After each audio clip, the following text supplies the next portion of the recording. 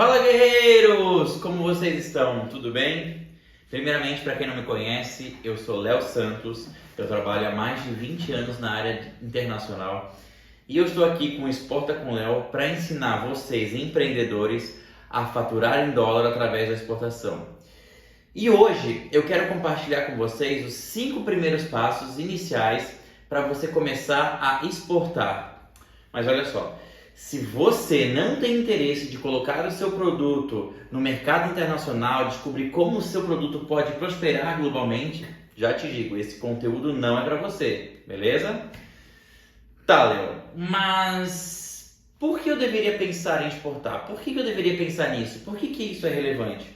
Olha, nesse exato momento, enquanto você está aqui 8 horas da noite, tem gente acordada lá do lado oriental, chinês, indonésio, taiwanês, pessoal lá de Singapura, pessoal lá da Austrália, tá tudo acordado já podendo pensar no seu produto. E eu te garanto, eles estão pensando em comprar um produto que você pode entregar.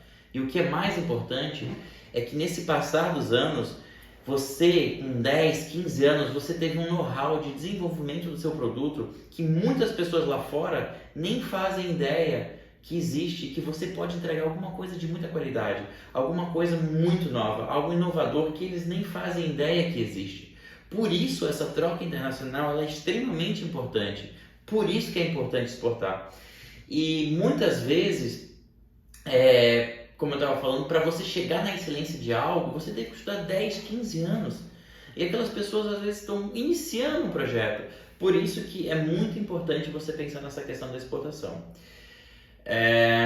Mas antes de falar os 5 passos, eu queria compartilhar com vocês que é o seguinte: de acordo com o site Statista, existem em torno de 333 milhões de empresas no mundo. Você tem ideia da quantidade de empresas que é isso? No Brasil a gente está falando de 21 milhões e no mundo 333 milhões de oportunidades de você colocar o seu produto internacionalmente. E o que eu posso te dizer com esses anos de experiência é que o Brasil ele é um país muito bem visto lá fora, principalmente por a gente agora em 2022 estar ocupando o 9º lugar na economia global. E a gente é o 5º maior país do mundo em questão de territorial. Mas o que isso tem a ver? Só para você ter uma ideia, nós somos uma referência mundial no quesito recursos naturais. A gente é muito forte na questão de exportação de minério, na exportação de alimento, enfim, o recurso natural é algo muito forte no Brasil. E, inclusive, saiu uma reportagem hoje na CNN falando que o Brasil voltou ao ranking de um dos países mais inovadores do mundo. O Brasil tem a maior floresta tropical do mundo. Nós temos o maior aquífero do mundo, o aquífero Guarani. E o Brasil ele tem 12% de toda a água potável do planeta. Você tem noção do quão isso é importante? Mas por que você está falando tudo isso? Porque essas riquezas são coisas que nós podemos exportar, são coisas que podemos explorar para exportar. Só para você ter noção, o Brasil ele é um país muito rico, nós praticamente somos autossuficientes em muitas coisas. Mas existem países com uma demanda enorme de escassez, uma escassez enorme. E eu vou citar, por exemplo, primeiramente o Japão. Só para vocês terem noção, o Japão ele tem metade da população do Brasil. A gente é 200 milhões, o Japão tem 100 milhões de pessoas. E essas 100 milhões vivem num espaço territorial do tamanho do Rio Grande do Sul e Santa Catarina. Então imagina que a metade do Brasil vive no estado do Rio Grande do Sul e Santa Catarina. Isso é o Japão.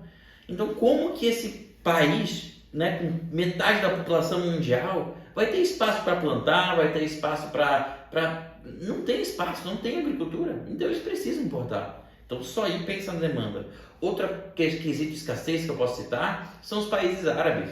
Os países árabes são extremamente ricos em petróleo, cheios de riqueza, mas eles estão no meio de um deserto, não conseguem plantar. E sabe uma coisa mais incrível? Eles estão precisando de água. A escassez de água nesses países áridos, assim falando, é absurda, a ponto de eles terem que importar água. Você está entendendo o tamanho de oportunidade de negócio que a gente tem aí? Quantidade de países que têm escassez de produtos, escassez de tecnologia, escassez de áreas plantáveis, e o Brasil do tamanho que é. Então, eu vou falar para vocês agora o primeiro item o primeiro item para exportar. Mas antes, na verdade, eu vou falar outra coisa. Tá, Léo, mas por que eu vou exportar então? Por onde que eu começo? Eu quero te dizer, antes de passar os 5 primeiros passos, é que exportar, na verdade, ele não é difícil, é muito fácil. Só que tudo precisa seguir um pouco de metodologia. Você precisa entender que não é simplesmente você pegar e ligar para uma empresa lá e oferecer o seu produto. Você tem que seguir esses passos, por quê? Porque eu já passei por isso.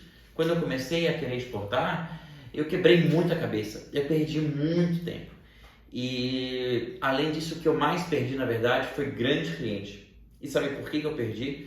Porque eu não segui os passos fundamentais para que na hora de chegar ao meu cliente eu saber vender meu produto.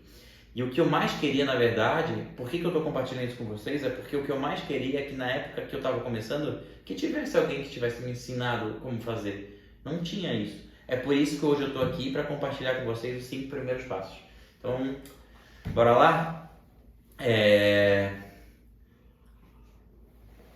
O primeiro é produto. Tá, o que é produto? Você precisa dominar o produto que você vende. Vamos citar aí um produto.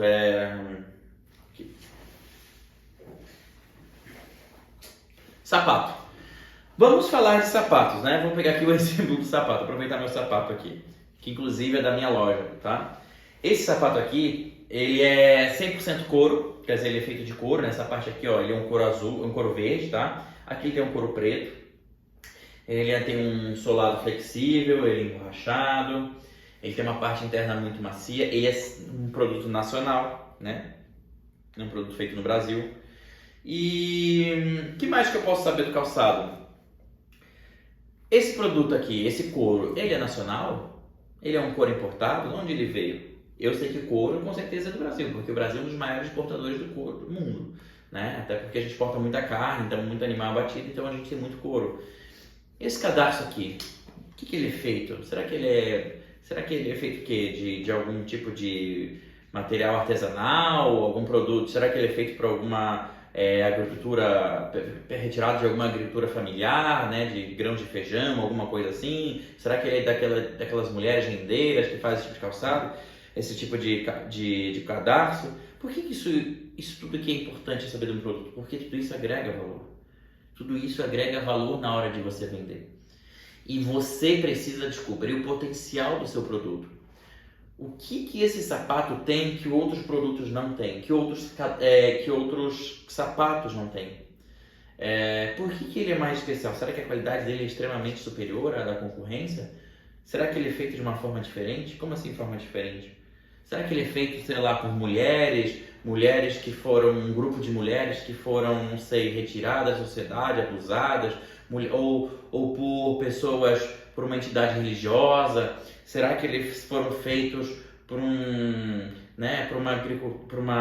grupo de famílias muito pobres, que isso aqui é um projeto para ajudar famílias? Tudo isso agrega valor na hora de você vender o seu produto, tá? O que eu posso dizer é que você precisa, na verdade, saber o que você vende. Sabe por quê? Porque eu já tive experiência de chegar na hora de ter um grande comprador na minha frente e eu não sabia especificar por que daquele meu preço. Na verdade, porque eu sou trader, né? Eu não tenho um produto em si, eu vendo produtos terceiros. Mas o fato de eu não conhecer do meu produto que eu estava vendendo, eu perdi o potencial porque eu não sabia explicar por que daquele preço. E aí a concorrência chinesa, a concorrência mais simples leva, porque eu não consegui colocar valor ao meu produto naquele momento. Então, esse é o primeiro passo. O segundo passo é você conhecer o cliente. Tá, mas como assim? Na verdade, o cliente nacional, quer dizer, o cliente internacional, ele não é muito diferente do cliente internacional, tá? Ele pode ter as mesmas demandas. Então, vamos supor, esse calçado aqui, ele é para empresa. E, na verdade, ele é para o consumidor final, né? Por mais que uma empresa compre, ele vai para o consumidor final. Eu preciso atender meu consumidor final. Esse sapato aqui, ele vai atender homem, vai atender mulher, ele vai atender adulto, infantil. Esse sapato aqui, ele tem alta qualidade ou eu vou vender ele por baratinho? Será que eu estou vendendo marca, qualidade, ou será que eu vou vender ele, né, por menor preço possível? Será que o atendimento ele é fundamental na hora de eu vender esse sapato? Como assim atendimento, Léo? Se alguém perguntar sobre esse sapato, será que a pessoa vai ter resposta? Será que se eu pesquisar na internet sobre sapato vai falar que o couro é nacional, que o emborrachado ele é feito, tirado de tal lugar, que toda a parte do conforto aqui aguenta até 120 quilos para manter um conforto, né? Para deixar o sapato mais leve, né, no seu pé? Será que tudo isso vai ter informações? Tudo isso são extremamente importantes, né, para você vender o produto. E quando a gente fala em vender internacional, a gente chama demanda oculta. A gente tem uma coisa chamada que a existência de uma demanda oculta. O que quer dizer? Muitas vezes esse sapato ele foi feito para atender uma demanda nacional. Mas você sabia que às vezes esse sapato ele pode ter uma demanda extremamente grande lá fora? Existem outros fatores, não preciso falar necessariamente de sapato, mas existem outros fatores que podem agregar muito mais à venda, que podem ampliar, né, esse vender. Questões de, por exemplo, quando a gente vem de outro país, a gente está esbarrando em questões de cultura, em questões de raça, de religião, até coisas simples, por exemplo, como eles se alimentam? Será que eles são vegetarianos? Será que eles são veganos? Por exemplo, esse sapato aqui ele é um sapato de couro. Se já fosse um país que é extremamente vegano, já não teria uma aceitação. Mas às vezes tem países que você vai ter uma aceitação muito forte do seu produto, justamente por ele ter uma qualidade, um design diferente. Então, por exemplo, se fosse um calçado mais esportista, se a gente vender para um país que extremamente gosta de esporte, que as pessoas praticam, sei lá, 70% da população pratica esporte, olha o potencial comparado às vezes com o mercado brasileiro, que às vezes as pessoas não praticam tanto esporte. Então, né, essa questão de você conhecer o mercado pode abrir muito mais o leque de vendas, né, sobre o produto que você está falando. E no sapato, né, vamos falar do sapato, você tem que entender que às vezes pequenas características, por exemplo, será que o calçado de estilo americano, né, vamos botar assim, um design mais esportista e tal, será que ele também é bem aceito se fosse colocado numa cultura oriental? Será que um chinês compraria? Será que um hindu, um indiano compraria? Será que uma pessoa que vive numa ilha lá no meio do Pacífico teria interesse de comprar um sapato esportista ou gostaria de comprar um sapato que tem um design diferenciado? Então todo esse tipo de conhecimento ele é muito importante. E uma das coisas um case que eu gosto de citar é o caso da Nike, que olhou para uma minoria. A Nike ela desenvolveu um hijab, que é aquele véu, né, que as muçulmanas colocam para as mulheres muçulmanas praticarem esportes. Aí eu falei assim, mas então ele pegou e colocou lá o símbolozinho da Nike? Não. Eles perceberam que as mulheres muçulmanas, né, naquele calor, já colocaram um véu na cabeça, eles perceberam que, por que a gente não desenvolve um hijab que tem um tecido extremamente leve, transpirável, né, que faz com que as mulheres se sintam mais confortáveis na hora de praticar esporte, não soem tanto, né, mais fresco. E a Nike desenvolveu isso, inclusive é um case de sucesso. Se você pesquisar na internet aí, você vai ver, né, falando sobre isso. Então esse é o segundo item. O terceiro item é concorrência. Você precisa listar os seus concorrentes internacionais. Você precisa saber qual concorrente seu tem melhor qualidade, qual seu concorrente tem melhor preço, qual seu concorrente que tem o melhor atendimento. Esses três pontos são extremamente importantes para você aprender o que tem de melhor, de que forma você pode ser diferente nessa parte de mercado internacional. Próxima tela. Mas para que eu preciso saber isso? Porque a partir do momento que você tem isso, você vai entender as suas vantagens competitivas. Então vamos falar, meu concorrente de sapato está onde? Na China. Será que se você vendesse o seu sapato para o Mercosul, você teria alguma vantagem competitiva? Eu vou te dizer, você teria. Sabe por quê?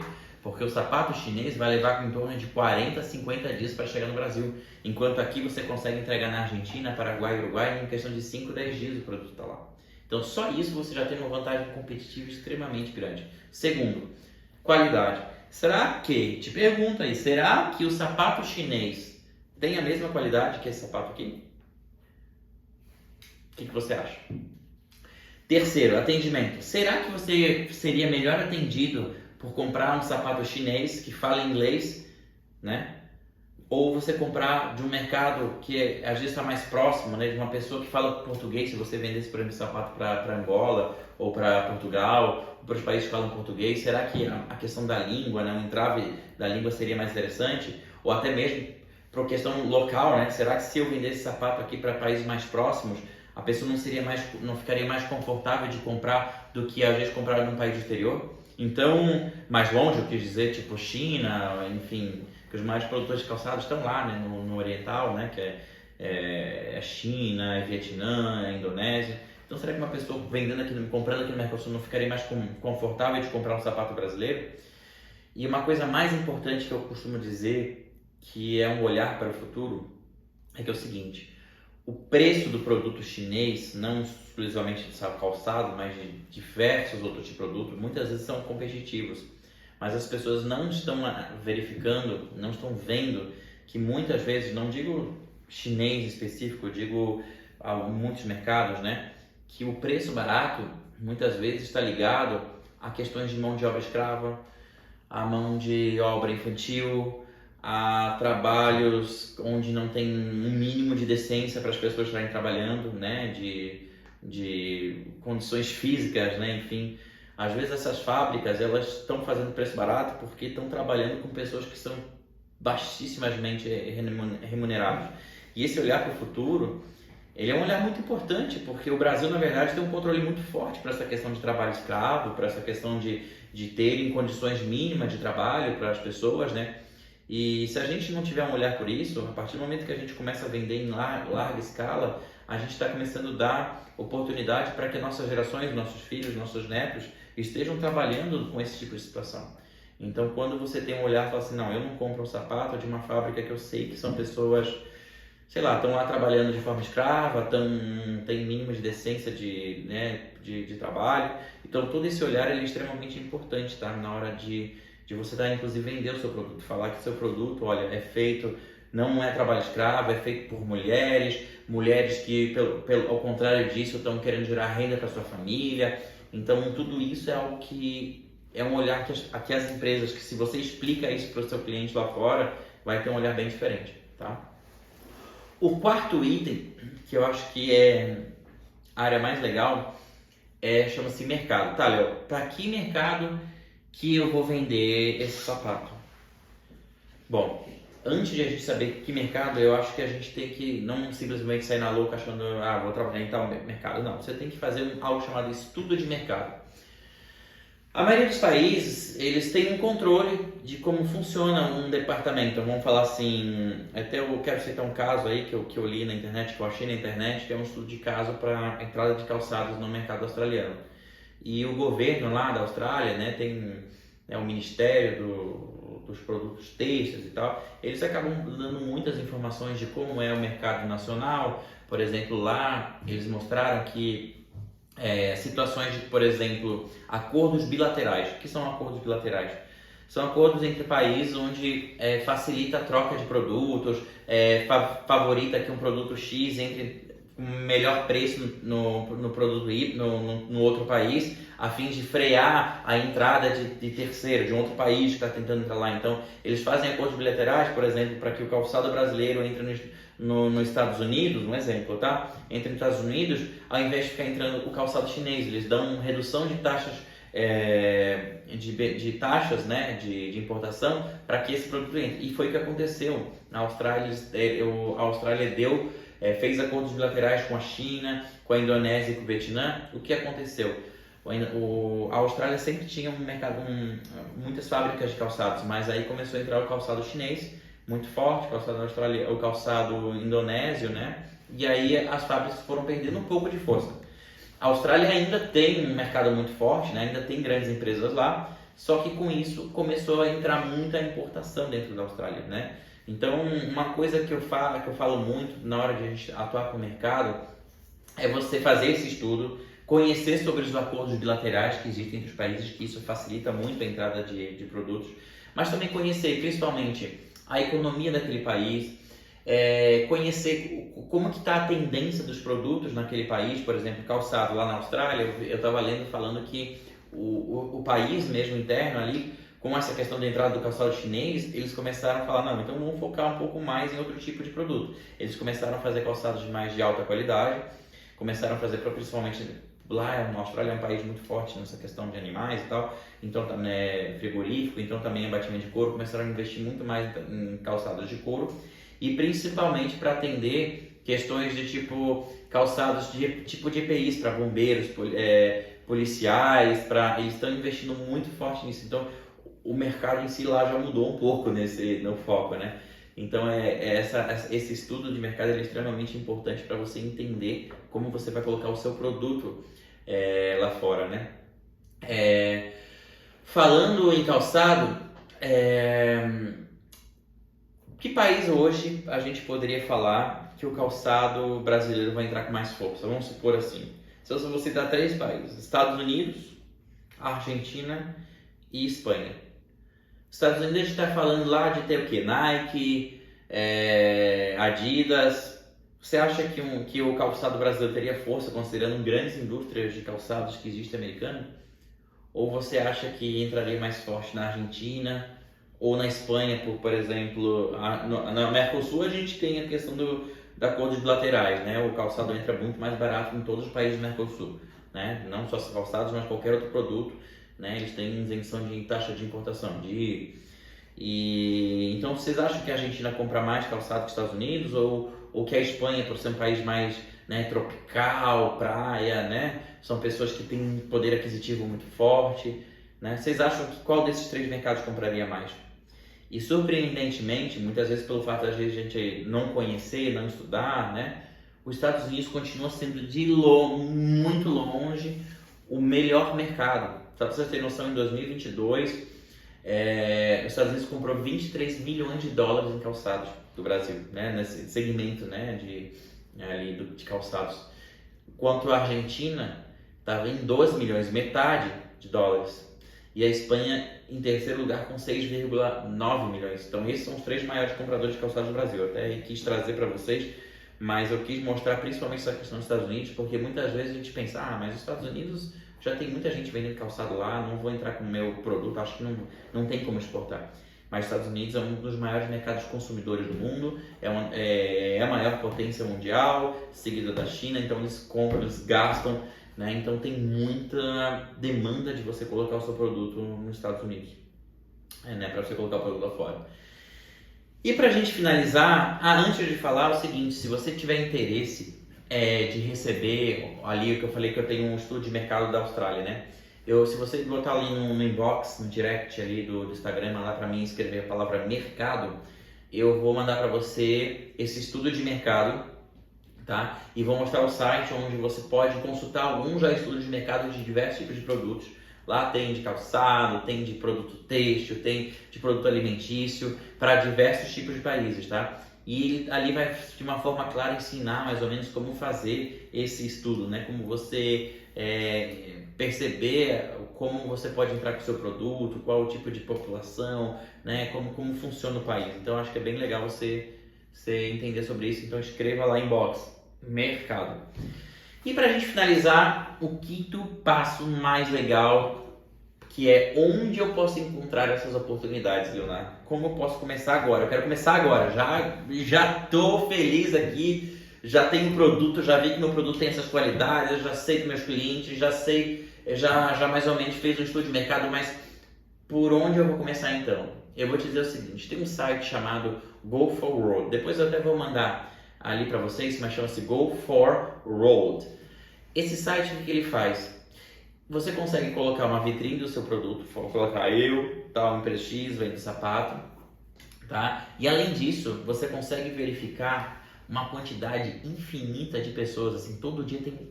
Nossa, eu acho que a cada 10 segundos deve ter uma demanda de alguém pedindo alguma coisa sobre algum tipo de produto. Se você digitar shoes, lá, calçado, você vai ver que tem praticamente todo dia uma demanda de calçado. Eu mesmo já fiz uma consulta para estar aqui nessa live e falar para vocês. Tem uma busca de calçado todo dia, uma empresa no mundo inteiro procurando comprar calçado o dia inteiro. E não é tipo, tem demanda lá de 100 sapatos, né, 200, mas tem demanda de 10, 20 mil calçados. É muita coisa. E isso, eu posso dizer que além desse site, existem sites muitas vezes específicos para o seu tipo de segmento, tá? Então, por exemplo, se você trabalha com granito, né, existem lá sites já específicos só para empresas que vendem granito. Você pode publicar lá, né? Não só nesse Go Forward, que lá você vai encontrar também sobre granito, mas vai ter sites até inclusive mais próprios para o seu segmento. Então você pesquisar no Google, né? Você vai encontrar muitos sites já com diversos tipos de demanda. E assim, eu não entendo inglês. Cara, você vai lá na aba, 3 pontinhos, tradução para o português. Você consegue traduzir o site em português, não se preocupa sem inglês. Entendeu? O importante é você entender que existe já essas demandas lá fora. Agora tem alguma empresa lá fora no exterior querendo comprar o seu produto. Se você trabalha com cosméticos, nossa, tem demanda absurda de cosméticos. Você trabalha com, sei lá, com produto têxtil, com roupa. Você trabalha com, enfim, com produto, artesanato, artigos religiosos. Não importa se você trabalha, tem gente procurando isso. Eu te garanto que tem gente procurando isso. Tem gente precisando comprar o seu produto agora. Basta você procurar. E, gente, eu acho que é isso. Eu quero mostrar para vocês que o produto nacional, o Brasil é um país muito forte. Nós somos uma potência muito forte. Nós temos qualidade, nós somos um país praticamente autossuficiente em muitas das coisas. E, como eu citei, tem países extremamente escassos. Eles não tem nem como fabricar, não tem fábrica. Existem ilhas que não tem fábricas nenhuma. Que tudo que eles precisam é comprar de importado, porque eles não fabricam nada lá. Então, até os países árabes, né, como eu estava citando, são países extremamente escassos em fábricas, em certo tipo de produto, alimentos. E, então, existe uma demanda muito grande para você colocar o seu produto lá fora. Pesquise, se intere, porque a infinidade de vendas que você pode estar fazendo agora e faturando em dólar é muito grande, tá? Então foi isso, gente. Obrigado pela oportunidade de estar aqui com vocês hoje. Em breve vou estar lançando mais conteúdos, mostrando para vocês os benefícios de você estar exportando. E, bom, muito obrigado. Uma boa noite a todos, tá bom? Valeu!